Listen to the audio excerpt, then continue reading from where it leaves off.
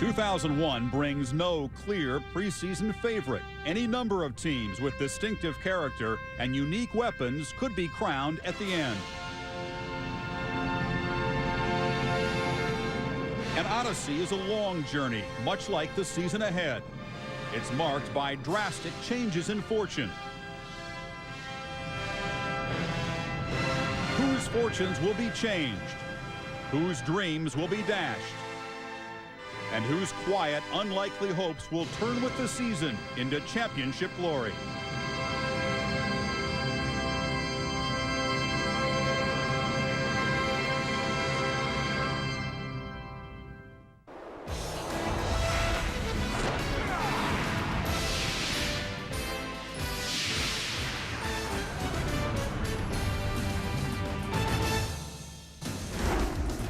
Well, it's tough to follow that fanfare, but we will try. Welcome to our Game Day preview special. Chris Fowler, Lee Corso, Kirk Herbstreit, and delighted to have Terry Bowden from ABC Sports join us.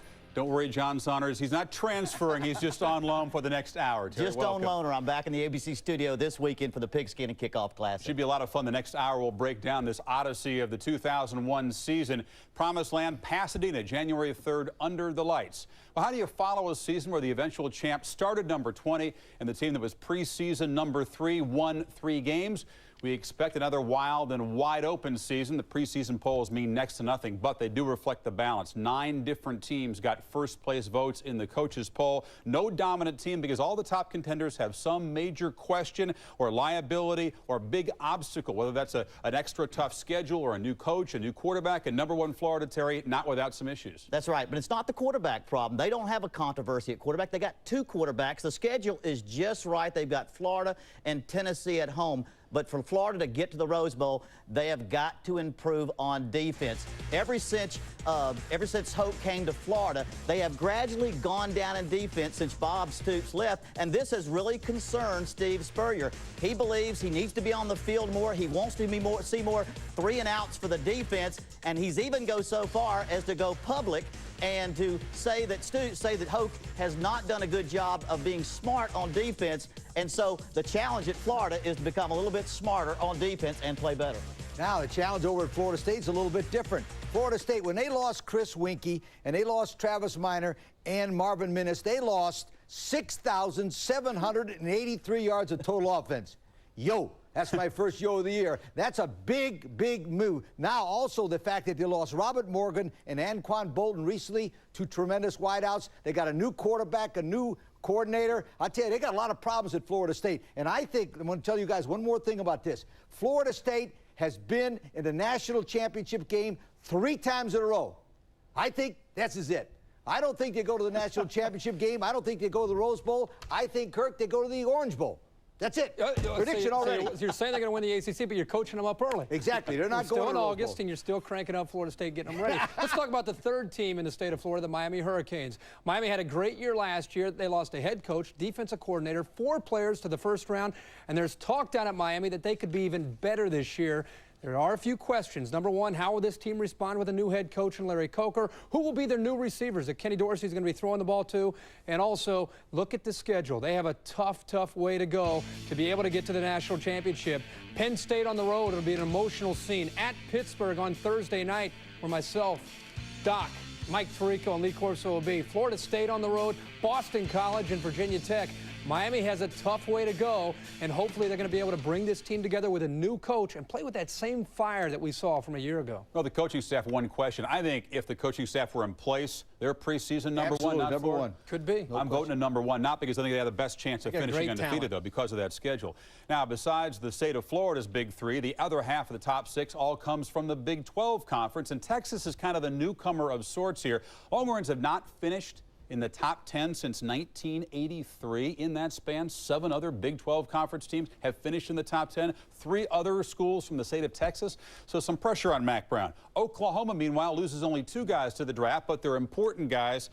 They have experience, they're bigger, they're stronger, they're faster. Bob Stoops says, look out. But at quarterback, they have a hole to fill. Yeah, they do have a big question at quarterback. But I was in Norman just a couple weeks ago, and I agree with Coach Stoops. They are an incredible-looking football team. They're confident, they're bigger, faster, stronger. But again, you go back to that question mark. who will replace Josh Heupel. Josh Heupel last year, the uncanny poise, the accuracy. The man that's going to be asked to do it will be Nate Hibble, the transfer from Georgia, went to a junior college, has some experience, has some maturity, and he's looked very good in two-a-days. The other thing about Oklahoma is last year, they kind of had an us against the world mentality. Teams and the media and fans did not believe in this team week after week, and it brought that team together. Well, they climbed the mountain. What would their theme be this year? People believe in them. Will they still have that same eye of the tiger? Oh, you're right. Well, another team that has a chance to be very good in the Big 12 and maybe go all the way is Nebraska. They've got a true Heisman candidate in quarterback Eric Crouch. They've got a great schedule, 8 home games. They've got an outstanding chance, but where they've got to get better is in the secondary. If they want to get to the Rose Bowl, they've got to win the Big 12. If they want to win the Big 12, they've got to beat Oklahoma. And to beat Oklahoma, you got to stop the passing game. Nebraska got better in the 80s and the 90s by playing man coverage, put 9 people up on cover the run, stop the run, and cover man-to-man coverage on the wide receivers. What's happened, the best teams in the Big 12, like Oklahoma, even Texas, if they get to the Big 12, they're going to throw the ball on first down by spread offenses. They're ripping Nebraska apart. Nebraska has got to learn to mix in zone coverage, zone blitz, with the man coverage. You mentioned Texas. Everybody's talking about Texas. I know Texas has absolutely everything to win the national title. They got 17 starters coming back. They got great athletes. Got the best quarterback in the nation, in my opinion, number 2 guy, Major Applewhite, sitting on the bench. They are motivated by Mac Brown. They've got everything, except I'm not sure they got a heart. I'm not so sure that Texas has got enough heart to win consistently. They'll beat Nebraska 2 out of 3 times, and they lose to North Carolina State, Virginia, Stanford. They're 1-4 the last bowl games. Texas has to go over to Oklahoma and borrow their heart. Because if Texas had Oklahoma's heart, they'd win it all. I'm not so sure they do. It'll be a popular opinion at the Cotton Bowl when OU plays Texas there in early October. We'll It's inexperience, it's not lack of heart. Come on. All right. We can't leave the Pac-10 out of the discussion of national championship, not with that power shift northward in that conference. Sign of the times, Oregon and Oregon State coaches turned down big offers, decided to stay put right there. Both those teams are loaded on offense, but they do have some questions on defense. The schedule edge goes to Oregon. They don't have to play Washington, and they get that Civil War game against Oregon State at home, when both teams have 3 weeks to prepare December the 1st. Also December the 1st, Miami visits Virginia Tech. And if Michael Vick were around, I think Virginia Tech would be preseason 1, 2, or 3. He's a big hole to fill. But can they pull a T. Martin and win a national title the year after losing a quarterback who's taken number 1? Well, Chris, right now in the Big East, everybody is talking about Miami, so they forget about Virginia Tech. Virginia Tech, because they don't have Michael Vick, everybody assumes they're not going to be as good. They've got a great tailback in Lee Suggs. Andre Davis, a great wide receiver, and the defense could be as good as 99. But the question mark is on Grant Knoll, their quarterback. He has to come through. He has to replace Michael Vick. And Virginia Tech has an offense a lot like Syracuse and Kansas State. A quarterback has to be able to run the option, and they have to be able to set back and throw the drop back quarterback. Does Grant Knoll have the talent to run that? If he does, they have 10 games, which they're going to be favored, and they may just be undefeated before they go against Miami in game number 11. You look at that Big East, that's the teams to look for as far as potentially making a run. Now, I think there's another team out there that nobody's talking very much about because of Florida's dominance going into the SEC season. That's Tennessee. Tennessee last year started slowly. They inserted a young quarterback, Casey Clausen. He won 6 in a row to end the regular season before getting embarrassed by Kansas State. This year they come back. They're more experienced, big offensive line. They have outstanding receivers, Eric Parker, Dante Stallworth. Keep an eye on Kelly Washington, the freshman who transferred in, could be a sensational player. I think Tennessee has a chance. The problem is they have the toughest schedule in college football this year. They have 8 of their first games against teams that are very, very good. Tennessee's got some good-looking athletes, too. And I tell you, a team that's got good-looking athletes, and people are talking about them, is Georgia Tech. Georgia Tech has a legitimate shot to beat Florida State and Tallahassee, and this is the reason why. They have 18 starters coming back from a team that lost to Florida State the last 2 years by a total of 11 points. They got George O'Leary as the head coach. He's not afraid of Bobby Bowden. He's not intimidated by Bobby Bowden. He'll have his players ready, but he's going to miss Ralph Friedgen, the offensive coordinator, and that's going to end up they're going to be number 2 in the ACC. They cannot beat Florida State without Ralph Friedgen. You don't think so? No, sir. Tom O'Brien takes over there. They can beat most of the teams on their schedule, though, without playing their best football. They just got to play great football, a couple of games. Well, since that big December hullabaloo, that decimal point duel between Miami and Florida State, The BCS formula has been tweaked a little bit for 2001. If this year's formula had been in place last year, it would have been Miami, not FSU, playing Oklahoma. You can see there's been a de-emphasis on the margin of victory. Only 4 of the 8 computers will factor that in. Some of the coaches seem to like that. The best and the worst computer ranking drop. Only the worst was dropped last year. And you get bonus points for wins over top 15 BCS teams as far as how they finish the season. So that means there'll be even more scoreboard watching and rooting for your opponents than there was last year. You like it? Well, I like it. I think you made a nice move there. And I also like the fact that John Swalford, the coordinator of the BCS, is right above on his game. But I did ask him one question. I said, let me ask you something, John. If there's a tie between 2 teams at the end of this situation, do you have a tiebreaker? Tie. The answer is no. So who determines goes to the game? Yeah, they don't know. I made a recommendation to them. If there's a tie between 2 teams and it's flat-out tie, take the team that has beaten more top 15 teams at the end of the year. Take that team, and that's the way I think it'll be fair. That's the quality win component. A tie with all those decimal points, huh? Did you stay up That's at night? right. It's the guy that got hit by lightning. I know, I'm telling listen you, to him. there could be a tie. Stay up at night thinking about this. Play Ties. Powerball. It's not going to be a You tie. can win $1 million or $2 million. It's not going to be a tie. We have a lot more ahead in our Game Day preview special. We'll take a little bit closer look at some of the new coaches who are facing immediate pressure at their new schools. We'll talk about the revival of the Pac-10 some more. UCLA, a contender, as well as the Ducks and the Beavers. Genuine title contenders plentiful out there. And we'll look to the Big Ten, where the traditional powers are kind of taking a back seat to the conference's innovators. All that when we come back.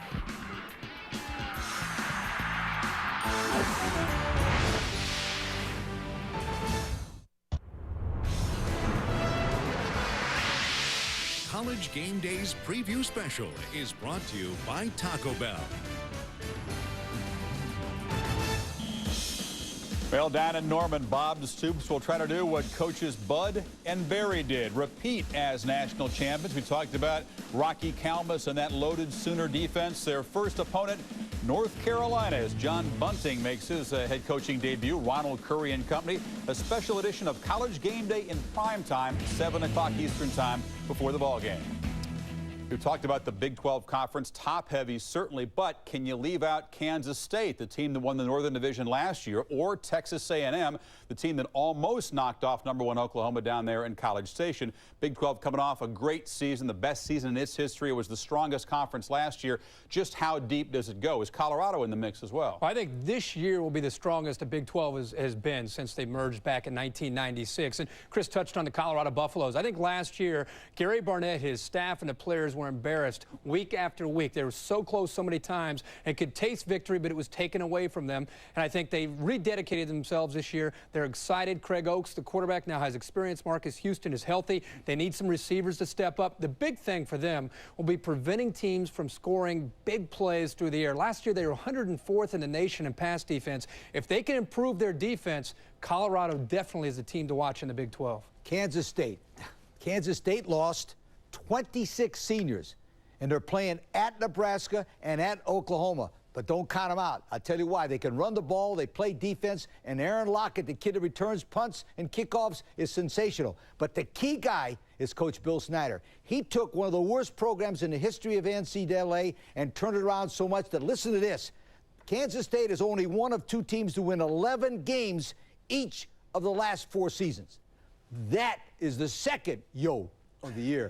Sensational, boy. That Bill Snyder can coach. Well, you know, a lot of people are saying there are 4 teams in contention for the Big 12 championship, but there are 4.5 teams. That half team is Texas A&M. Why are they a half team? Because they're still in transition. They have been since the mid-90s in transition from a power defense running an option attack to a defense with a passing attack, and they just can't seem to get it right. It's almost as if they've gotten good enough in the passing game to be not good enough to win the Big 12 conference. R.C. Slocum, to me, kind of like Barry Alvarez at Wisconsin. He's a running coach. He needs to run the ball. The passing game doesn't fit his personality. But if Oklahoma can do it, and if Texas can do it, dadgum Texas A&M can do it. If they don't do it, they have a chance of slipping back off of the upper echelon of the conference. Ferguson's gone, but they like their receivers down there at Texas. They think they have the weapons for the passing game, certainly at A&M.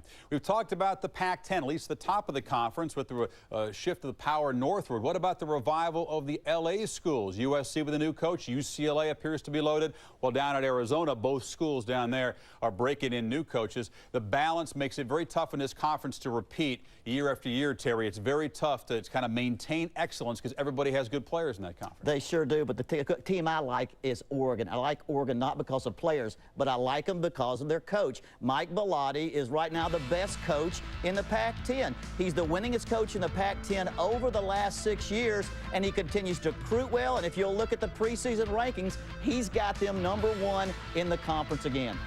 Terry, USC is the best-looking physical football team in the nation that plays lousy. They played lousy for the last 3 or 4 years, and they got a new coach in Pete Carroll. Now, Pete's enthusiastic, and he's smart. He's a defensive coach. He's turned over his offense to offensive coordinator Norm Chow, who is a sensational coach. I think Norm Chow's the best offensive coordinator now that Ralph Friedgen has left to go to Maryland in the country. Sultan McCullough. Put that name down because this kid can fly. Listen to this. He's the fastest football player in USC history. Had 1,163 yards last year rushing the football.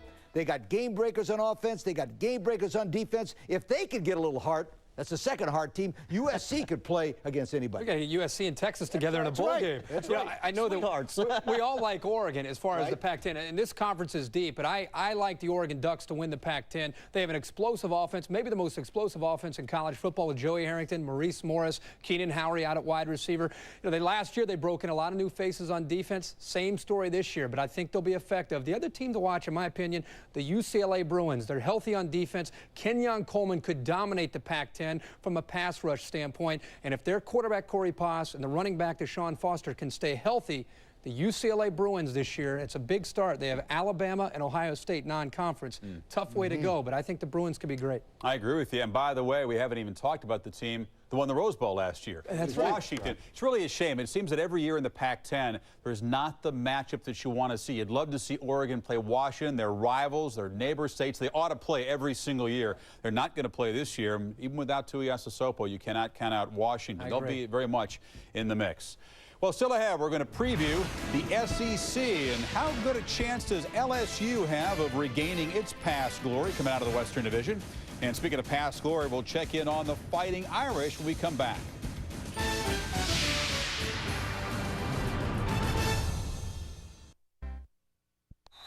To start the season, 3 of the coaching old salts are gone. Don Neal will be doing some TV. He's boating. He's still got a presence at West Virginia. George Welsh still lives in Charlottesville, but of course he's given up the reins to Al Groh. And Lavelle Edwards takes his 251 career victories and national championship into retirement, but his presence won't be far. The Cougars will play their home games in the newly named Lavelle Edwards Stadium. So these are some of the new coaches. We picked these programs because expectations obviously are high at all these programs. The timetable, the patience, it's just not going to be there. But already, without these guys having played a game, the reports are very good as far as organization and attitude and things like that. It's interesting to look at Dennis Franchione and Pete Carroll because I think they inherit similar positions taking over at USC and Alabama because both these teams have traditional powerhouses in college football. They currently have talent on the team, but they have a hard time grasping the concept of team unity and hard work. And I think that's the thing. Both these coaches have tried to go back to the basics and get these players in the offseason to build the foundation with a work ethic. And when you do that, you have a chance to win games in September, October, and November because there is talent with both these football teams. And if they learn the importance of that hard work, they could be good. Well, a guy I like is Rich Rodriguez at West Virginia. Keep your eye on him. He's an offensive genius. He knows his X's and O's. He co-authored the offensive game book at Tulane with my brother Tommy. They went undefeated. He went to Clemson with Tommy, and they went on and turned that program around. And now he's gone back to his alma mater, West Virginia, where he played for Don Neal. He is going to put in a fast break, no huddle, exciting offense that's going to drive people crazy. and he's from West Virginia. That's his home. He's not leaving. He'll build that to the very end. Right across the river, though, to Columbus, Ohio, is another coach I really like, Jim Tressel. Jim Tressel, the new coach at Ohio State, is another to keep your eye on because he's a proven winner. 14 years at Youngstown State. I know I played against him. He won 4 national championships there. And secondly, he's got great bloodlines. His father is a legendary college coach who used to coach at Baldwin Wallace in Ohio, and he also knows and has a pulse on the field for Ohio State. He knows that he's got to beat Michigan. You know, Terry, a new coach over at BYU, Gary Croton, is one of my favorites, and I'm going to tell you why. First of all, he takes over a football program that was 6-6 last year. But one of the reasons why BYU lost some of those games is they took 3 cross-country trips to the East Coast, and it tired him out. Now, Gary's got good experience. He won 21 games in 3 years as the head coach at Louisiana Tech with the passing game. And I tell you another reason why I think he'll do well. Lavelle is a great guy. 29 years at BYU, but I also think that BYU program went stale. And I think the new enthusiasm, the new staff, and all this, I think BYU is going to be a better football program this year, not because Lavelle is not a great coach, but he was there a long time. You say always don't follow a legend, but in this case, you think that some of the pieces are in place at BYU. Absolutely. BYU may be a turnaround team. In recent seasons, we've seen teams like Hawaii and South Carolina and TCU come light years in a relatively short amount of time. So no longer do ADs and fans have patience. There's a quick timetable. We'll look at some teams now that may be able to make big leaps this year. I'm not going to say, win 10 games, right. but make big steps forward and perhaps get to a bowl game. Just get to a bowl game. Yeah. I'll give you 3 teams that I think have a chance to get to a bowl game. The first in the Pac-10, Washington State. I think they're going to surprise people out in the Pac-10. They have 20 starters back on a team that lost 3 games in overtime. An experienced quarterback in Jason Gesser. The defense can fly, so watch Washington State. In the Big Ten, don't look now, but we have a pulse in Iowa City. Kirk Ferentz is doing a great job with the Hawkeyes. They also returned 16 starters, including a great tailback in Liddell Betts, and I think they have a chance to surprise people. And then the Big East, you're never going to believe it, but the Temple Owls, their last year potentially in the Big East, they returned 20 starters off a team that is extremely fast on defense. They got a chance to be 5-2 as they get ready for their last 4 games. Where are they going to play the games? I don't care, but they got talent. I don't know where they're playing. And field they don't want to play on. Let me tell about Michigan State. Now, nobody's talking about Michigan State. They're not in the top half of the preseason in the Big Ten, but I'm telling you, I think they're my surprise team, and I'm going to tell you why. 30 football players are on the top 2 teams of the team that was 10-2 in 1999. They got good players. T.J. Duckett can play. There's a guy named Charles Rogers that can fly as a wideout. The problem they play 4 of the 5 games in the middle of the year away from home, one of them at Notre Dame. But if they could beat Notre Dame, I'm telling you, this team can go to a bowl game, Michigan State. It's a lot tougher to be a surprise team in the Big Ten than it is the Big East. The Owls, I'm with you there. I like the Owls as a turnaround team. You've adopted them. All right. Right. Well, we'll see. They do play the tough defense. When we come back, we'll check in with Alabama, year 1 of the French-Young regime, and we'll tell you why last year Purdue was a whole lot more than just Drew Brees and what that means for this season.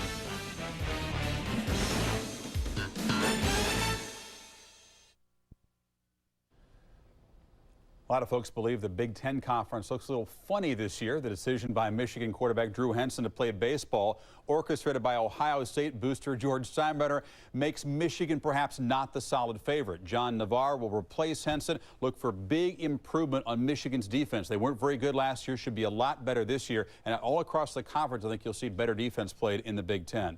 For many, Northwestern is the preseason favorite. Of course, it's been a tragic summer for the Wildcats. The practice field death of Rashidi Wheeler. No way to downplay the weight of that tragedy. The legal ramifications still being hashed out in the headlines every day. More on that coming up. Terry, without downplaying Wheeler's death, we can deal with the question of how Northwestern's football team might respond this season to that tragedy. Yeah, that tragedy has to be resolved. There's some answers that have to be found, and it could take that team down. This team could never focus again on the season, or it could rally the coaches and the players together, and so they become stronger and more bonded and actually move on through it by getting closer together. The bond between players and also between the staff and the team is something to keep an eye on, because Northwestern certainly has the talent and they have the scheme to do some real damage again. Oh, you're exactly right. Northwestern has put in a spread offense in the Big Ten, and they've spread misery all over the conference. Along with Purdue, they have set the old guard, the Big Ten, on their heels.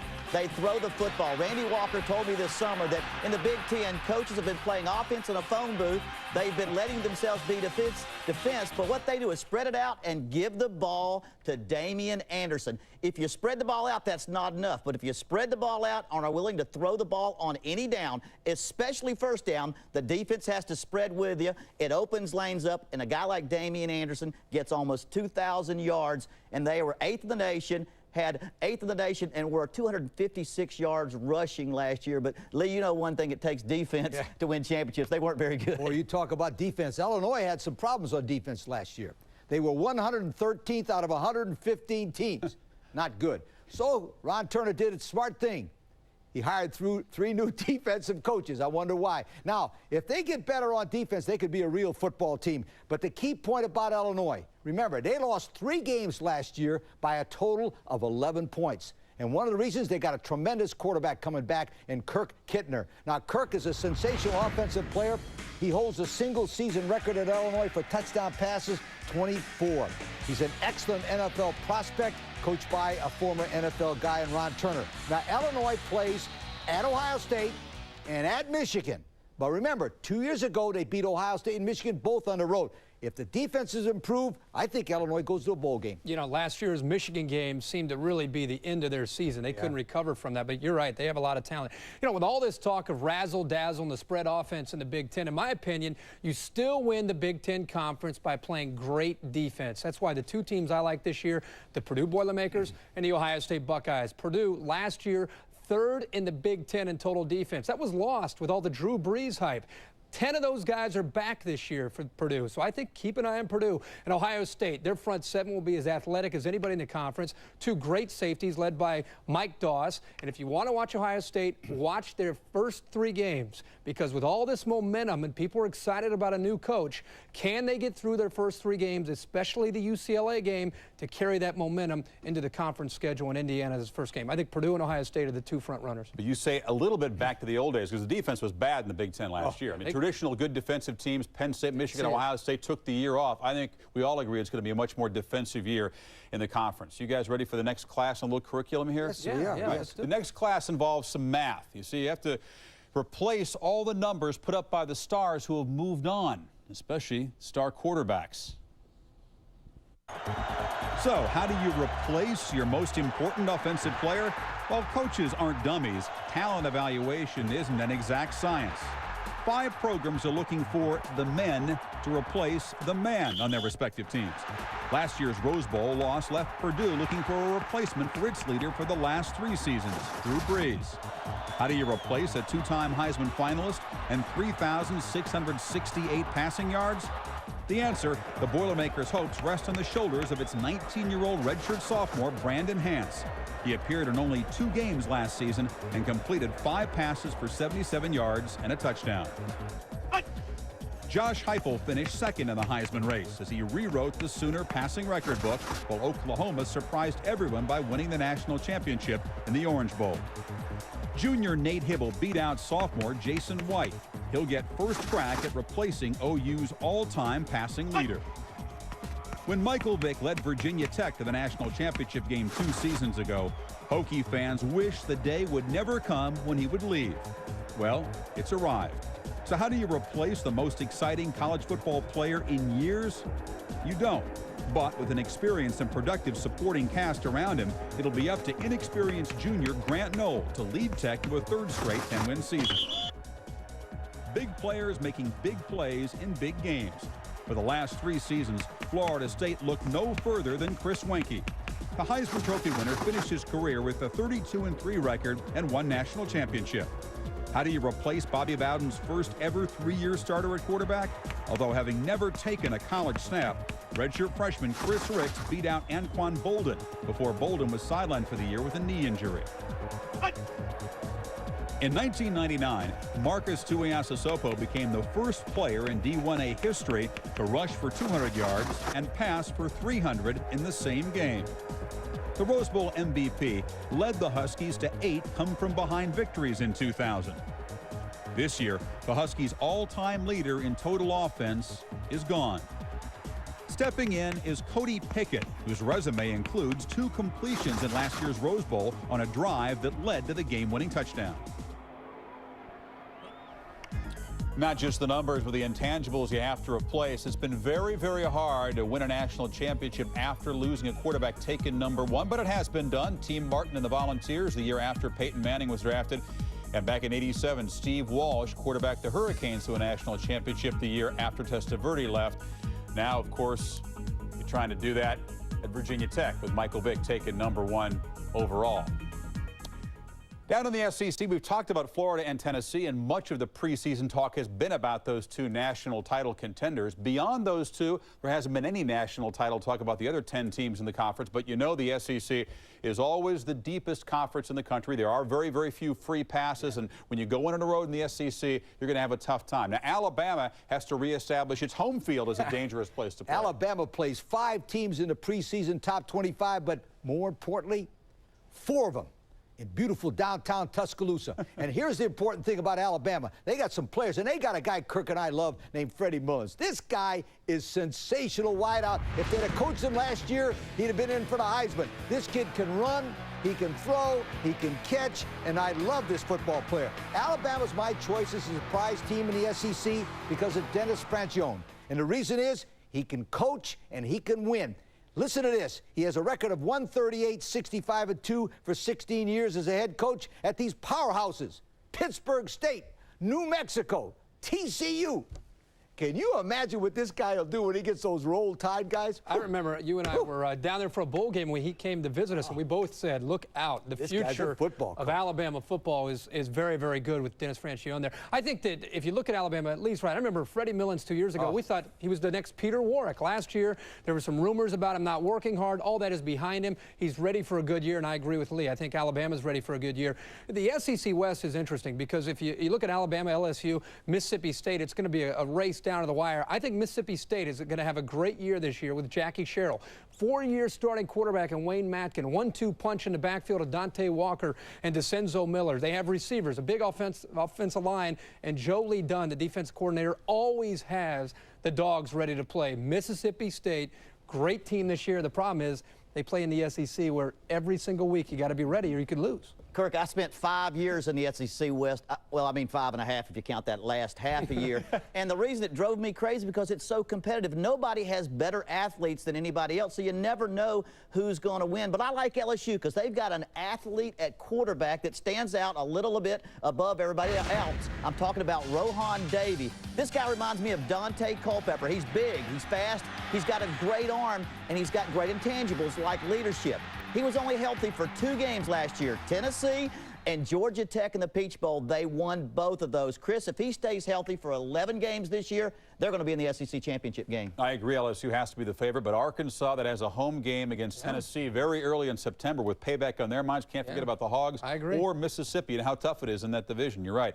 Speaking of tough schedules, Notre Dame. Now, if last year's regular season revealed the progress that Bob Davie had made, the debacle against Oregon State in the bowl game revealed just how far they have to go to get back to the top level. They played very efficient, very smart, almost turnover-free football last year, made some big plays with the special teams. Matt LaVecchio is there at quarterback, but that schedule, they better be efficient and smart once again because they're not going to overwhelm people with personnel at all. No, they have the toughest September in all of football. They play at Nebraska, at Purdue, and at Texas A&M. And at home, they got little old Michigan State who doesn't have a chance against them. They could be out of, and I'll make this prediction, they'll probably be out of the BCS race by the end of September, and it'll be headed to beautiful downtown Jacksonville for the Gator Bowl. Now, remember, they got 29 senior lettermen returning, and I got to read this to you because it's important. Bottom line, being dead honest, from talent standpoint-wise, this is the most talented team we've had. Bob Davie said that. So now, no more excuses. No more excuses. Best talented team he's ever had. He should go to the BCS. How did he have as I said, against Oregon State, they came up a little short in the speed and quickness department. I think there's still a gap there. Well, he says he had the best talented team he's had. You've given him plenty of bulletin That was the last thing Jim Donnan said last year, too, I think. Well, he's setting it. This will continue. When we come back, we're going to reflect on the off-season tragedies that have shaken up the football world and caused many to question the effectiveness of NCAA rules. Lots of questions. What happened the last hour of his life? Was this life salvageable? Was death preventable?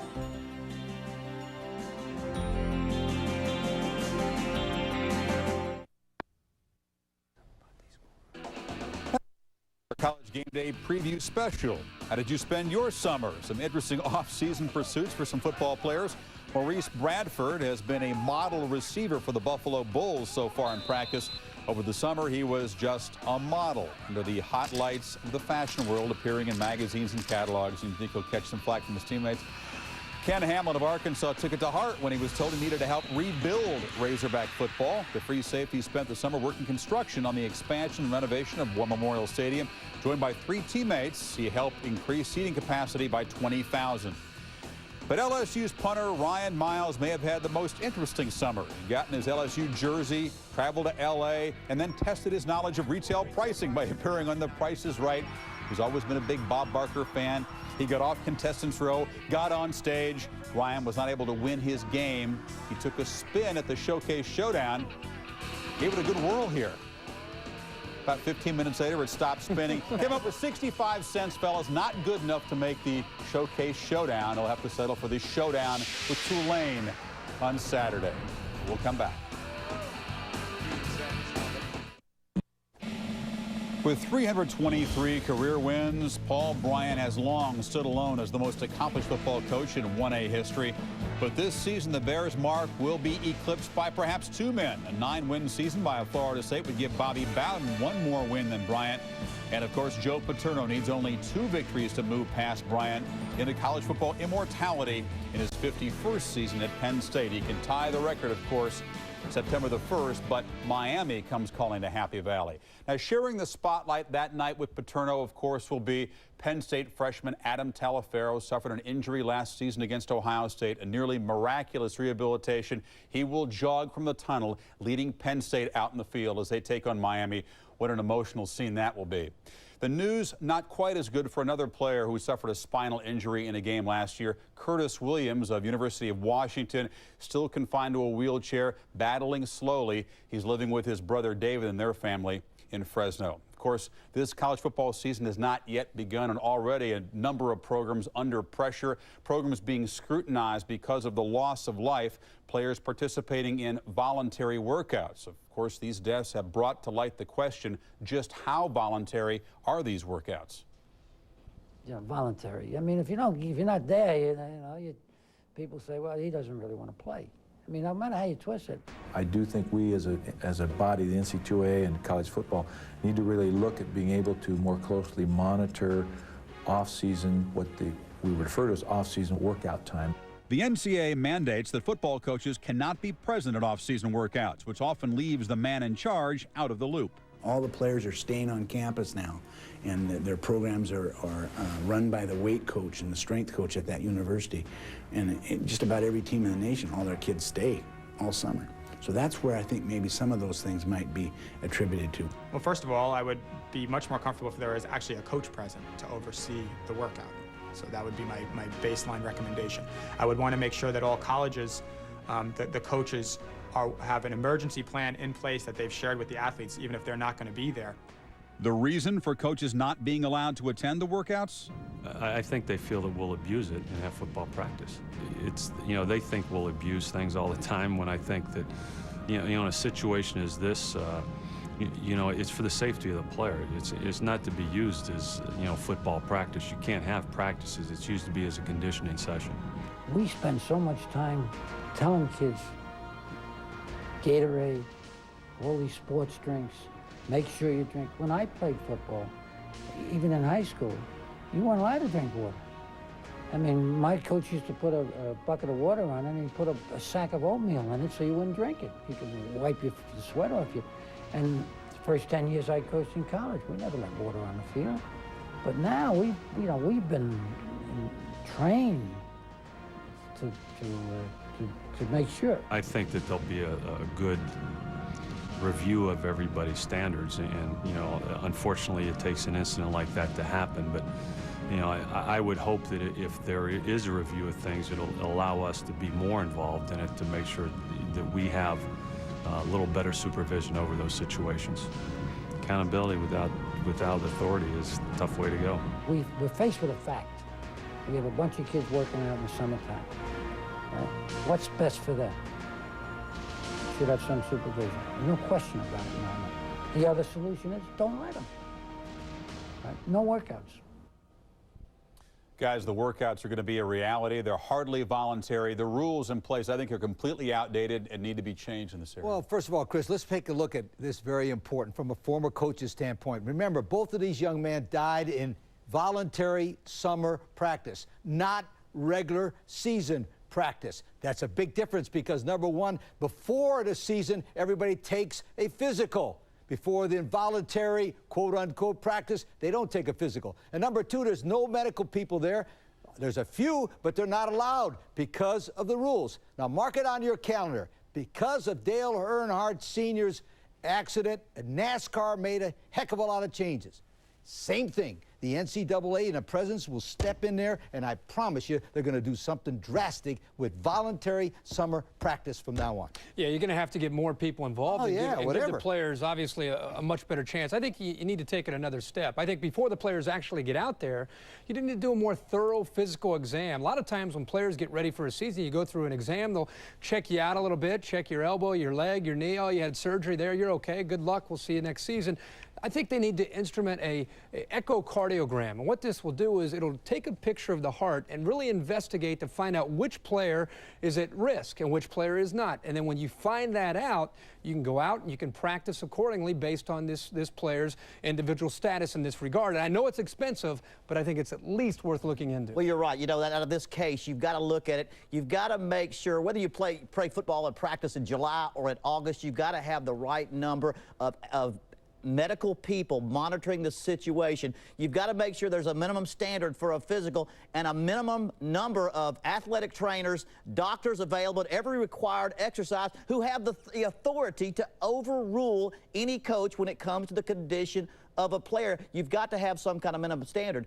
But as a former Division III, Division II, Division I AA, and a Division 1A head coach, it begs the question, though, what does the NCAA do about these lesser levels of football also? You're right. The lives are no less important at that level. You can break these tragedies down. Heart problems, which your test would help prevent. Columbia is taking preseason tests when their players' hearts, heat stroke, and asthma, which was involved in the Wheeler case. The stakes are too high for them not to do something. Players' safety has to be #1 priority, period. We will come back after this. You know who the biggest names are, but here are some impact players for 2001 who you didn't see in the covers of the magazines. Washington's Larry Triplett has managed to escape the spotlight so far, but few opponents have been able to escape him. At 6'1", 300 pounds, he weighs in as perhaps the premier tackle west of the Mississippi. If it's ends you're looking for, check out the freakish Julius Peppers from North Carolina. Last year, he quietly led the nation in sacks before he went to work on the hardwood with the Heels basketball team. If you don't know Trev Falk at LSU, you should. Potentially the best linebacker in the SEC, the junior started the last 20 games and finished second in the conference in tackles. With many spotlight studs and the Miami defense gone, safety Ed Reed will step up. Last year's 8 interceptions and 2 touchdowns set the stage for a big senior season. Another standout lacking the ink is UNLV quarterback Jason Thomas. Last year, he threw for 17 touchdowns and ran for 11. Pro scouts look at him and see Dante Culpepper. Defenses just see trouble. The same is true from Minnesota wideout Ron Johnson, who caught 11 touchdowns and averaged almost 100 yards a game, but whose hands and grit won't be seen on any stat sheet. The Gameday preseason special returns after this.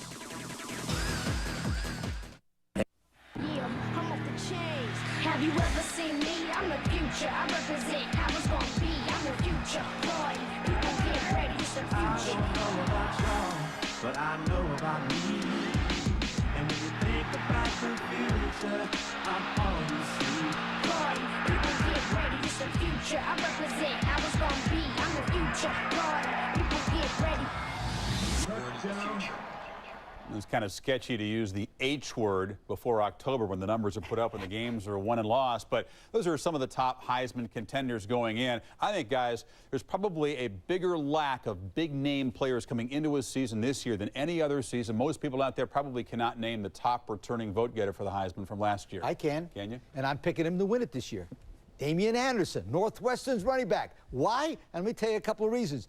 Including the bowl game, he went over 2,000 yards rushing, scored 23 touchdowns. And I'll tell you another good thing about it. The guys from Chicago, they got the Tribune, they got the Big Ten, they got the papers, and they got the sentiment.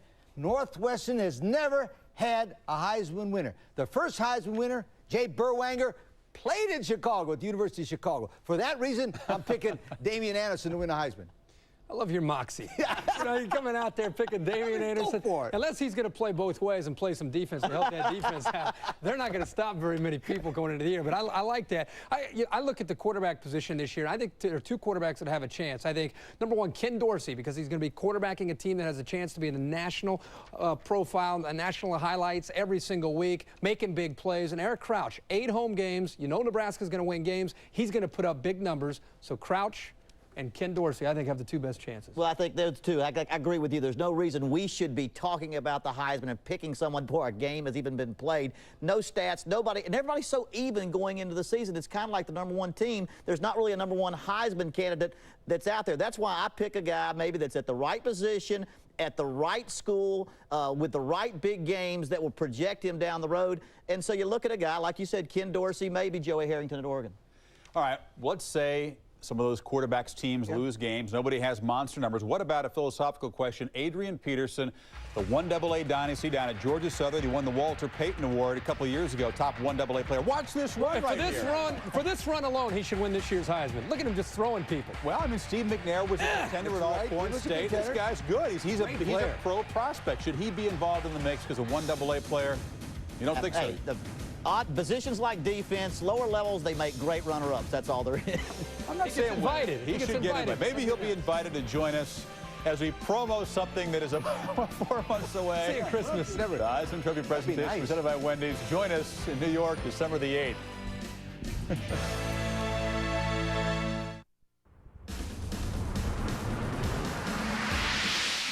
College Game Day's preview special is brought to you by Beck's Light, Germany's lighter side. Break with tradition. First time in 55 years, the Rose Bowl is not automatically the Big Ten and the Pac-10 champion. It takes its turn as a BCS championship game. I don't know if it'll be a better game. It's undoubtedly the best setting for a championship game. A college stadium. Not too sure about being under the lights, though. That'll be a little bit different. But who's going to get there? I'm going to go with talent on the East Coast. So that's good. Coaching and home field advantage on the West Coast. Corso, Miami, Oregon. Okay, and I like that Oregon pick. Miami, That's a good Oregon. One. I like that Oregon pick. I'm going with Oregon also for another reason. They've won 20 straight games at home. If you've ever been there, nobody's going to beat them. And I'm going Virginia Tech. And I'll tell you why. Nobody beats Virginia Tech in Blacksburg, and they got Miami at home. Plus, last year when I did not pick Virginia Tech, lightning hit my car. And I said, I don't know what a Hokie is, but God is one of them. So I'm going with God. I'm picking Virginia Tech. Yeah, both those teams have a tough way to go with some road games. I know, we'll see. The two teams I'm looking at, if they get there, they're going to have to earn it. First of all, on the East Coast, I like the Miami Hurricanes. They have a long way to go to be able to get through some of those tough games on the road. And in the Big 12, you look at Texas, you look at Nebraska, and you look at Oklahoma. I think Oklahoma, with Nate Hibble, will be back. Miami, Oklahoma, Rose Bowl for the national title. Game it should have been last year. Should have been. That's all the time we have. Wait a minute. Come on. 30, come on. Name it. 30 seconds. I'm going to combine your two predictions, which is very dangerous. I like Virginia Tech. They don't have as many challenges in their schedule. Get Miami at home in December. It'll be very cold. The Hokies and Oklahoma. Okay. That's nice. Virginia Tech, tough schedule, but I'm going to forget about this next week if you ask me who I pick. We're going to see you before the Sooners begin to defend that championship against the Tar Heels. The 90-minute College Game Day debuts September the 1st in Tuscaloosa for the first time, and the Tide take on the Bruins. We'll see you before the Heels and Sooners.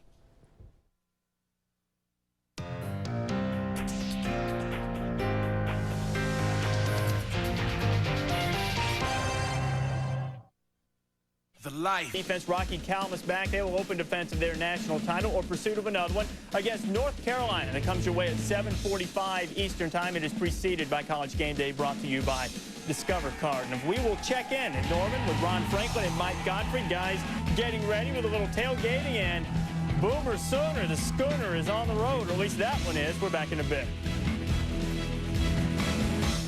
23 freshmen and sophomores in our two deep that are now sophomores and juniors. We've got, we're a faster, stronger team overall by numbers coming into this year. So those are solid reasons that we have a chance to be better. A lot of young people played in that national championship team last year, as he just said. But, Mike, the X factor, Nate Hibble, brand new quarterback. What about it? Ron, this can be a good football team, but you're right. Nate Hibble may prove he can do it tonight. But that's a question mark that has to be answered. He had a great camp, only threw one interception in 500 attempts. You look at their schedule, they got to play Kansas State, Texas back-to-back. They got to go to Lincoln, Nebraska to play the Nebraska Cornhuskers. They got the championship game, and they got the bullseye on them from the defending national championship. That's right, from the get-go. It's exactly right. John Bunning, the new head coach at North Carolina. Well, this is a difficult place to play, and I know it's been warm in the Carolinas, but folks, I'll tell you, North Carolina's not a very deep football team, and at kickoff time, it's going to be well over 100 degrees down on the field. We'll see if that takes its toll or not. Back to you. All right, Ron, that'll test the condition. As we count down to kickoff, we'll set up this season on a primetime College Game Day special.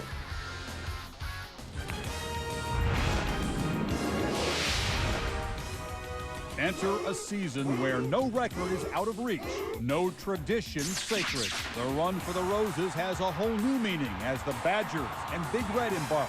Tomorrow, Tech tees off, but the hot topic is Tallahassee. Just how mighty are the Gators? We'll ask Steve Spurrier as he eyes the prize his protege protects. We're stronger as a team at every position. We're faster. A little curry and peppers to challenge the champs as College Game Day kicks off now.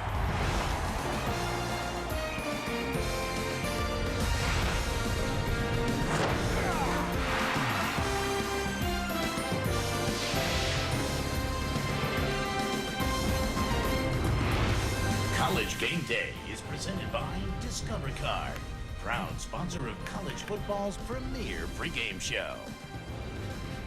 Well, down in Norman, Oklahoma, kind of a festive fiesta feel at Owen Field, where the Sooners have not lost under Bob Stoops. Very hot temperatures as the Tar Heels come calling. And we'll count down to kickoff about 45 minutes away. Welcome to a College Game Day primetime special. Chris Fowler and, of course, Lee Corso, Kirk Herbstreit back for yet another season. 45 minutes to tell you about this weekend's games and also some long-range Pasadena picks. Already these guys have made some bold predictions. Steve Spurrier, Bob Stoops will also visit with us kind of up in this show. Kirk, you like to stay kind of ahead of the curve. You're a trendy guy. Tell us what's going to happen on the field. You kind of see the pendulum swinging this year. Well, college football is kind of like a chess game. You know, you look over the years, you watch the offense and the defense make adjustments. For years, it was the West Coast offense dominating. Then the defenses came back and they had pressure defense, putting a lot of people up into the box, playing a lot of man coverage, zone blitzes.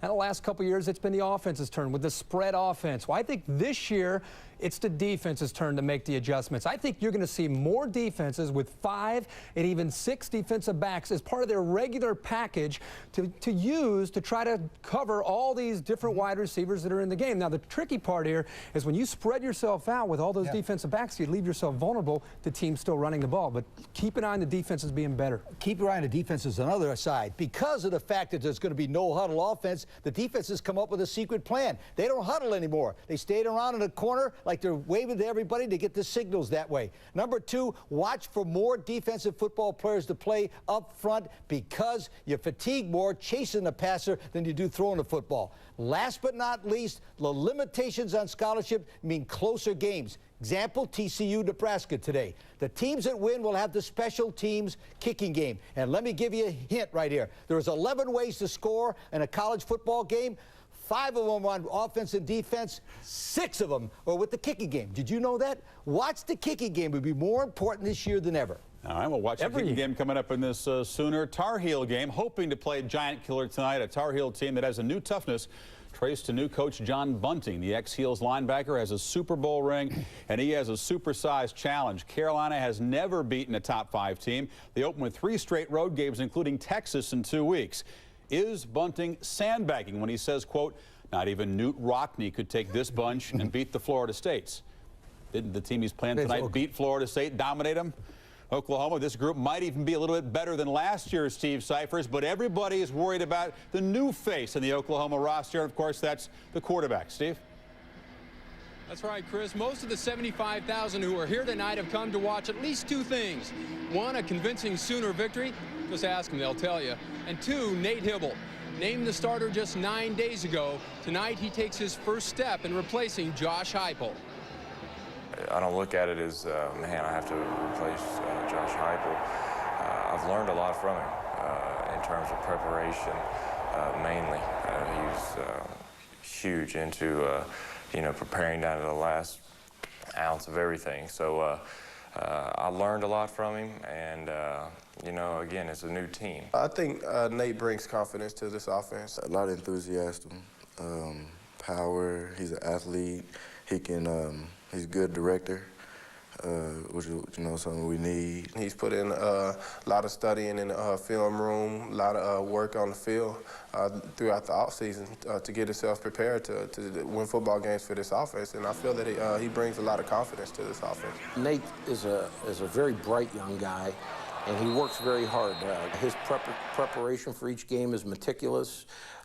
We only have 1 game that we're getting ready to play here, and his preparation for this game has been outstanding. There's going to be a lot of things going on, but you know, the biggest thing is what's in between the hash marks out there, and you know, I can't think of another word other than just pure excitement, and you know, the atmosphere is going to be just amazing. Chris, one other note. Don't expect Hibble to take every snap tonight. Jason White, the sophomore, who battled Hibble all the way through spring and 2-a-days, should get some time tonight, also at quarterback.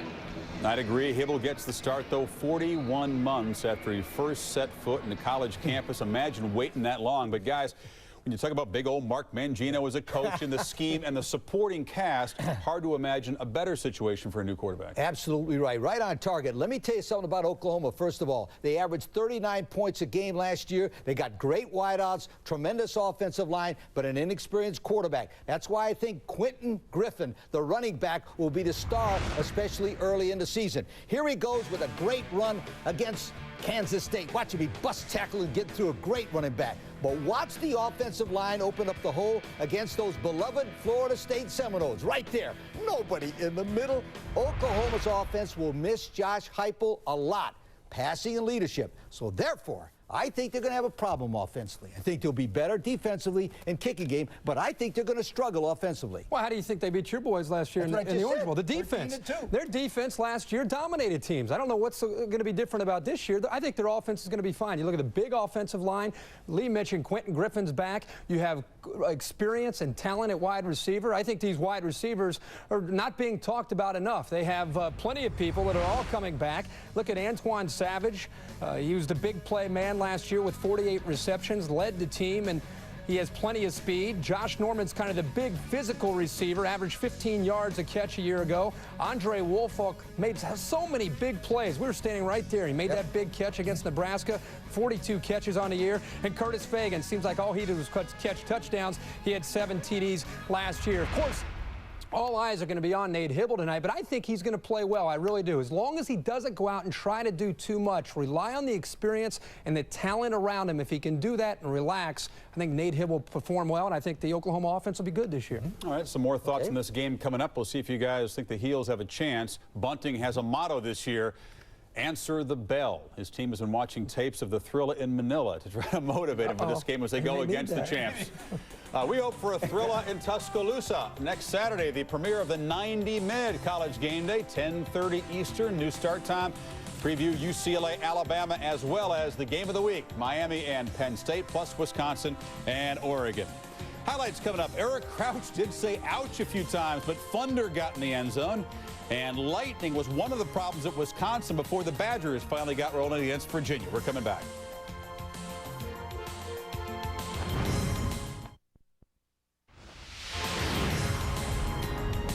Today's show is presented by Discover Card, proud to be the sponsor of College Game Day. And in part by Nike. It's time to play. Visit Nike.com/play for more. As the Sooners get ready, the other Big Red, Nebraska, hosting TCU this afternoon in the Pigskin Classic. Eric Crouch had an up-and-down day. You can see the scoreless game in the first quarter. This was almost too easy for Nebraska. He drops back, takes off. Wilson Thomas throws a block, 33-yard run, sets up a Thunder Collins 6-yard touchdown. Nebraska effortless early touchdown. But the TCU defense was really one of the stories of the day there. Chad Bayer stopping Eric Crouch. They had 14 tackles for loss. Is that alarming? No, that's the pressure we talked about coming from the outside, and Gary Patterson did a great job, TCU defensive coach and head coach. Black shirt defense for Nebraska also strong today. Yeah, Black shirt stepped up today, and they needed to try to get the ball back to Eric Crouch. Late third quarter, here goes Thunder Collins again, 26-yard touchdown. Two-point conversion is good, and Nebraska will not wow their fans with a workmanlike 21-7 victory. Eric Crouch sets an all-time total yards record. Thunder Collins rushes for 71, filling in for Darren Dietrich, the starting I-back who was suspended. But again, 9 out of 14 drives less than 15 yards. They have to get a whole lot better. Throw the football. Well, he couldn't throw the football very well in the early going in Madison, Wisconsin, because the Badgers game with Virginia was delayed by lightning and rain. And then finally, the backup quarterback, Bryson Spinner, to Billy McMullen, 36-yard touchdown, Virginia down 13-10. The Badgers, though, also unveiled their backup quarterback. Bollinger went down. In comes Jim Sorgi, who goes up top to Lee Evans, and they found a big play weapon. Boy, they found some speed today in Lee Evans, but Jim Sorgi, I thought the offense had a nice flow when he came into the game.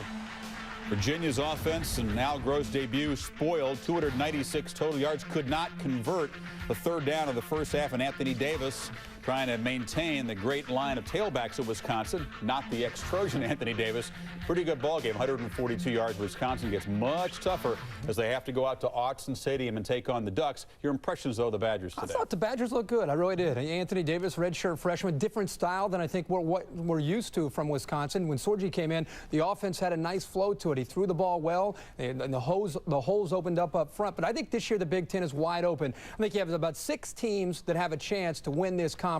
I don't think it's an exceptional year. This is one of those years where you need to gain momentum with your non-conference schedule. Michigan playing Washington, Oregon, of course, against Wisconsin, and Ohio State and UCLA. If you can pick up momentum in the non-conference, you got a chance to win this league. Big Ten's tough. I know I was in there 10 years. And that didn't last more than 10 years. But let me tell you something about the Big 12. Nebraska didn't look very good today. One of the reasons, up here, they were playing TCU. They'll get better as the season goes along. I think the top 4, Nebraska, Texas, Oklahoma, and Kansas State, are the best 4 teams in the nation on the top of a conference. But when it comes to top to bottom, I'll take the SEC. They got the highest paid coaches, the biggest stadiums, they got the best athletes, and I'm telling you, they can play. When a team like Arkansas is ranked 10th in your conference, that's the best.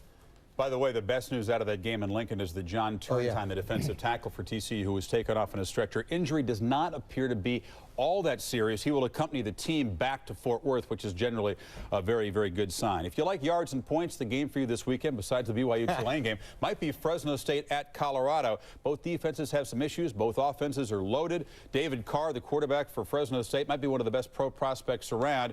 His best receiver, Charles Smith, is out. For Colorado, Marcus Houston, the running back, will not play. Yeah, but they got 10 offensive starters coming back, Chris, from a great offensive football team led by Craig Oates, the quarterback. As a true freshman last year, this kid ran and passed against good football teams like Kansas State and Nebraska and looked very good. The bad news about Colorado, they were 3-8 last year. But the problem what they had was they played against the 4th toughest schedule in the country. And they lost 6 games by less than 8 points. Kirk, I think it's an advantage, though. I think they're going to bring their game up to their A game. I think they're not only going to go to a bowl game, I think they're going to beautiful downtown San Antonio and play in the Alamo Bowl. Boy, you're already picking bowl games, Yes, the second-tier bowl games. Yeah, right. I'm with you. I think Colorado's going to be one of the most improved teams we'll see this year playing out in the Big 12. Gary Barnett last year took his lumps. I think his team is experienced. Craig Oates is going to have a great year. But the question for me about Colorado is the defense. Last year, 104th in the nation in pass defense. The guy that needs to enter energize this defense is linebacker Ja'Shawn Sykes. He is absolutely a specimen. The last few years, probably athletically one of the most gifted linebackers in all of college football. Last year, his numbers were down. He'd be the first one to tell you that, you know what?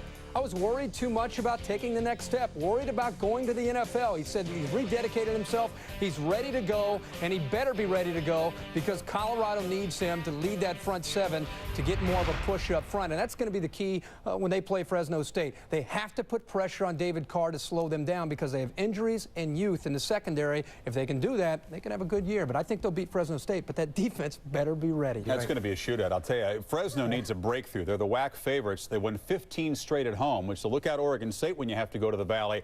On the road, though, they're not a proven road team. Tired of close calls. This could be a breakthrough game, though. I'm telling you, don't write it off. We'll look at the 2001 season coming up. Joe Paterno, as you know, closing in on a milestone. And the trophy dashes figure to be as wide open this year as they've ever been. We'll continue on our College Game Day primetime special right after this countdown of the Tar Heels and the Sooners.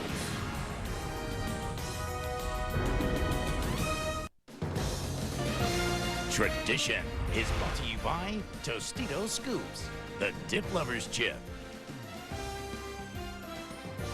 Well, as the 2001 Odyssey begins, we're getting used to the new face of football. Spread offenses, dime defenses, quick ascents from the basement to bowl games becoming old hat. New coaches and new millionaire coaches are everywhere. But this season has an especially new age feel. Truths that have been held to be sacred for decades, from Pasadena to Paul Bryan's place in the pecking order, are being challenged as tradition takes a year off.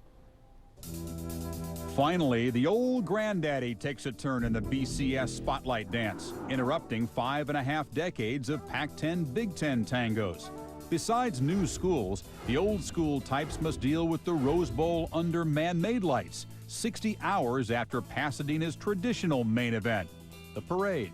The annual parade that precedes the Rose Bowl Football Classic is a breathtaking spectacle.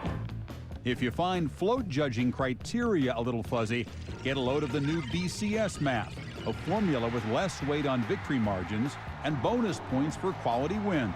Under the 0-1 system, the OB would have matched OU against Miami, not the Noles. The annual tweaking will never convert BCS skeptics.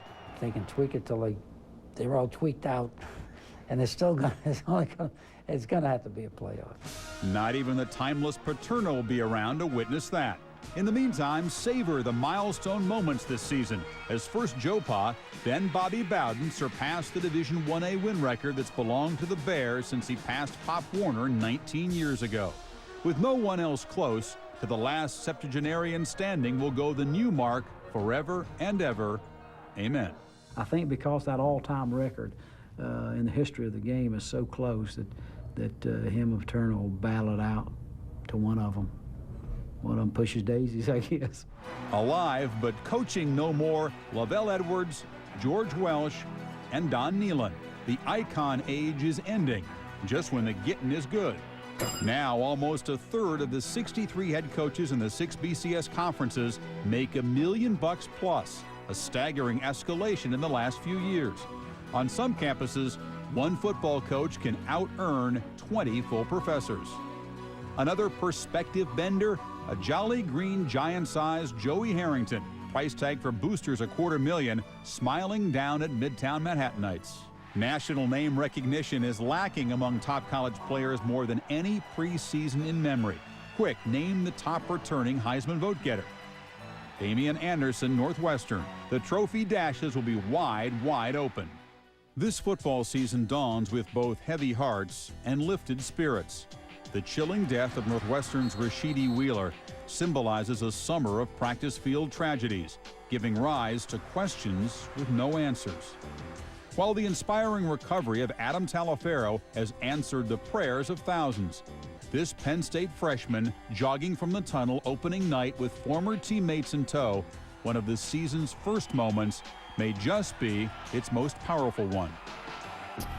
That'll be something to see. We bring in now a guy whose blood always gets to boil about this time of year, Tony Barnhart, down at the Zone in New York City, where he's going to be covering the Kickoff Classic. Tony, your thoughts on the season that's unfolding now? Well, Chris, first of all, it is trust me, it is great to be back. And this time of year, the thing that gets me excited is the stories that we don't know. Will there be another Oklahoma, a team that suddenly jumps up and contends? Maybe a team like Georgia Tech. Will there be an Alabama, a team with great expectations, and suddenly nothing seems to work? I'm afraid that could be Northwestern. And will there be a huge upset, one that makes us go, wow? Think about this, September 27th, Miami goes to Pittsburgh. I don't know about you guys, but it has been a long, hot summer. I'm ready. I got my ankles taped. Let's get it on. Order up some food down there at the Zone, Tony. Absolutely. Let's get to tomorrow's ball game. Great expectations for Georgia Tech as they take on Syracuse. It's a homecoming for the ex-Orangeman assistant, George O'Leary. I know he's told both of us he's scared. It's the mystery at Syracuse, the closed practices, the great unknown that's got him concerned. Yeah, you're right. And I tell you, I talked to Coach George O'Leary late in the week. Obviously, he wants to win this football game, but he wants something more. He wants a certain tempo. He wants a certain efficiency for this game. Why? Easy. He won't say the F word, guys, but I will. 3 weeks from tonight, Georgia Tech goes to Florida State in a huge, huge game for that football program. Could be for the ACC title. Bottom line, they've got 3 games to get ready for September 15th. Coach, I think Georgia Tech wins tomorrow, and I think they win convincingly. Well, Georgia Tech has a tough assignment in Tallahassee. The Noles are 39-0 against ACC teams. But I agree with Tony. I think they got a shot, and this is why. They have 18 starters coming back from a football program that's lost 2 in a row to Florida State by a total of 11 points. And their quarterback and receivers are better than the Florida State players. But the key guy they got is head coach George O'Leary. George O'Leary is a tough, hard-nosed, aggressive guy who will not be intimidated by Bobby Bowden or Florida State. Tech will struggle against Syracuse tomorrow. And for the one reason, Kirk, Florida State, Florida State, Florida State, nothing. Syracuse, I'm telling you, these guys better watch out. I think they win, but close. I must have missed a moment. Is Florida State, Georgia Tech tomorrow? No, but that's what everybody's talking about. All this talk all summer about Florida State and Georgia Tech. They have games to play before they get to September 15th. And you look at Georgia Tech, this is a team that has plenty of talent, plenty of experience, a great quarterback. I agree with all of that. The problem is there's too much focus on Florida State. That's why they're going to lose this game to Syracuse. Ooh. I think the Orangemen, the speed of their defense, the option attack surprises the college football world in week 1. Syracuse upsets Georgia Tech. Tony has them as the Oklahoma. Well, they could be. I think they're talking I'm not buying too it, much. boys. I thought George Scott, if they lose this game, it's not because they're looking ahead to Florida, they're looking past Syracuse. The players are focused on Syracuse. We'll see. The media is focused on Florida State. Yes, you're right about that. That's why we play them. That's why we play them. Well, Julius Peppers is going to be one of the stars of 2002 Draft Day. We'll see him tonight against the Sooners. Steve Spurrier, reason to be unhappy this summer, but also plenty of reasons to smile. We'll visit with the old ball coach straight ahead. College Game Day is presented by Discover Card, proud sponsor of college football's premier pregame show. Rocky Calmus and the Sooner defense ready for battle. Number 3, Oklahoma, and their Butkus candidate against North Carolina coming up in a couple seconds.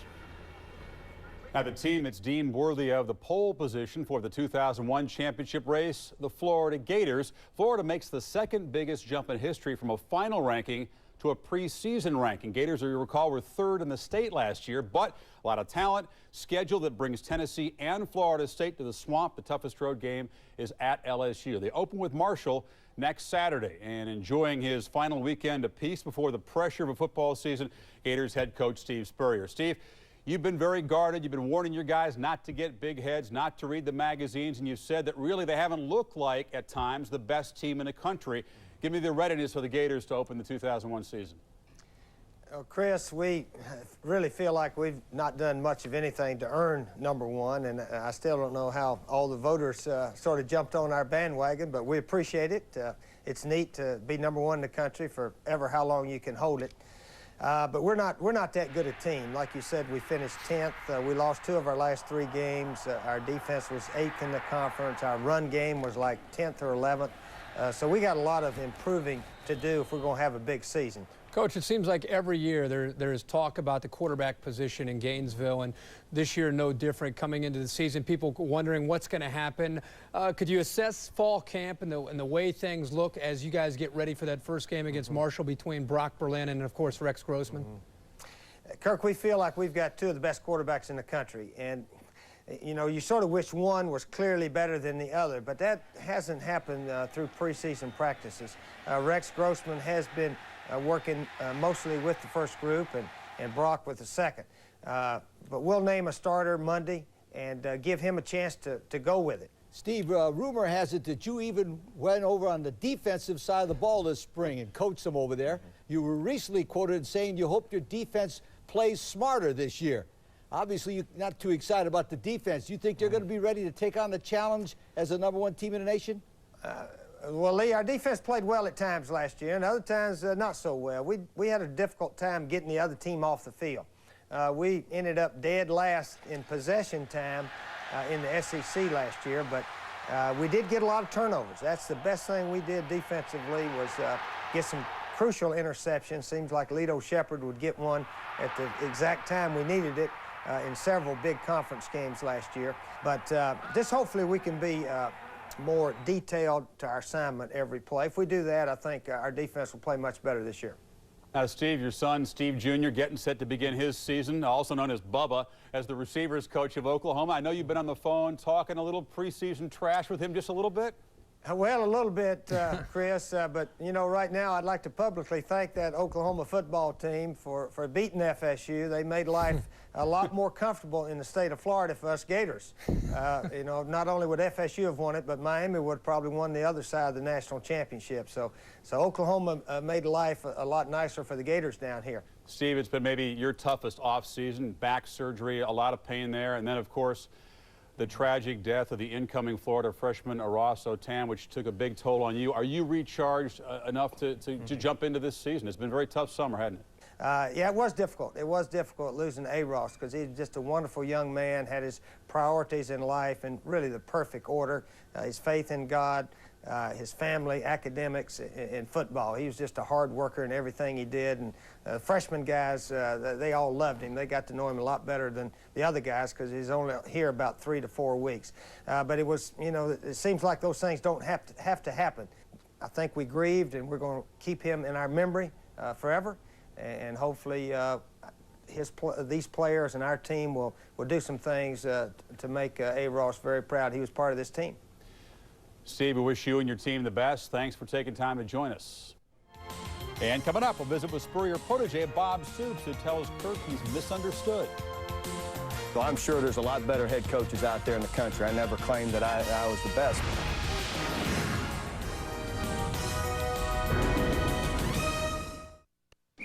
On Campus is presented by Outback, proud sponsor of the 2002 Outback Bowl. A year ago this time, Oklahoma ranked number 20 before they made their improbable journey to another national championship. There had been some talk of honoring last year's team at tonight's game. Bob Stoops just nixed that. He said, that's in the past. This is a new season. We want to focus on the 2001 campaign, not relive past glory. Of course, this past month has been among the toughest in Bob Stoops' coaching career. His daughter suffering from a spinal condition. Stoops not returning to the team until late this week. Very, very terrifying situation, obviously, for any parent. One positive, though, he kept his staff 100% intact from last year. Only a handful of programs able to do that. That's been a big help for him. Oh, it's been huge. And if you go back to a couple years ago when he first arrived in Norman, there were a couple things that he wanted to establish. Number one, a work ethic, a foundation. The second was confidence within the program. He's obviously been successful, but I think he surprised even himself last year with everything that his team was able to achieve and climbing the top of the college football world. And Oklahoma has won the national championship here at Who would have thought it, huh? And now you can let the celebration begin. There are a lot of people now that are asking these new coaches throughout the country, well, Bob Stoops did it in 2 years. Are you going to be able to do it in 2 years? Is that a fair question for these new coaches? Probably not. And but the bottom line is, and what I guess my philosophy has been, they want it anyway. You might as well too. I know we'll operate with no excuses. There are no excuses. You succeed or you don't. I've heard people come across and say, boy, he's some kind of cocky to me. What do you worry at all about people kind of misunderstanding or having a misconception of you as a person? In my life, I do value being humble and showing humility. So be respectful in your remarks. Have humility when you speak about our team. Don't go sticking your chest out, all right? People always in the media ask you questions or want to focus on why you shouldn't win, where it's my focus always to choose on why we should and get it out there, because I want our players to read it. So much has been made about your past as a player, being around Hayden Fry, of course being raised by your father, who's a great coach, Kansas State, Steve Spurrier in Florida, and now your own experience. Can you put it all together, and today as you sit here and we look at the head coach at Oklahoma, Bob Stoops, is it pieces of all of those guys together? Probably, whether you know it or not. But I think more than anything, the people that I identify with, that I believe and I concentrate on the most are certainly my father, an excellent man and a great person, and that I certainly love dearly and always look up to. And then the other guy is Steve Spurrier. I'm sure Coach Spurrier watches interviews and chuckles at times, because he knows, you know, if there's anybody that I'd be guilty of emulating or copying, it would be him. Have you sent a message, you think, to the football world that you're going to be the head coach at Oklahoma for a number of years? Hopefully. You know, the issues that came up with Ohio State right away and you know, right after the day of the national championship game, and I'm sure our president athletic director don't appreciate that, and when it's something I wasn't interested in, and here's a situation now where they want to say, look, this is as good a university as there is in the country, and it is. This is one of the special places to play college football or to coach college football as there is in the country. And when you talk about coaching, it's as good as any NFL job there could be. One of the things to watch this year with this year's Oklahoma team is, will they be able to build that bond, that special chemistry, kind of the intangibles that there isn't any remedy. There isn't a way to create that on a team. It just kind of happens. Last year, nobody believed in Oklahoma, and that brought them together. What will it be this year? We're going to have to wait and see, but you can bet Coach Stoops will try to get this team ready to roll. Kirk, Oklahoma had what you call the dream season last year. They didn't have a single bad break. They didn't have a major injury. But let me tell you something. It's very, very difficult to repeat as national champions. Only 4 teams, 3 different teams have ever done it in 25 years. You know why? And I'm going to tell you why. Number one, every team that plays against you brings their A game. And if you don't have your A game, somebody sneaks up on you. And 2, psychologically wise, once you win the championship, you're not as hungry mentally as you were before. And it's been a proven fact. I think Oklahoma wins the game tonight, but it's going to be closer than the experts think. But you don't think they win the national title? No, I don't think they're going to win it. That's just a sneak preview of our picks for the Rose Bowl, the BCS championship game. We got it. Coming up next, and then we'll get you out to kickoff. Lee, they love you. You picked against them twice when they played Kansas State, and of course in the Orange Bowl. What's that say on the back? Forget the back. Look at it. Today's show is presented by Discover Card, proud to be the sponsor of College Game Day.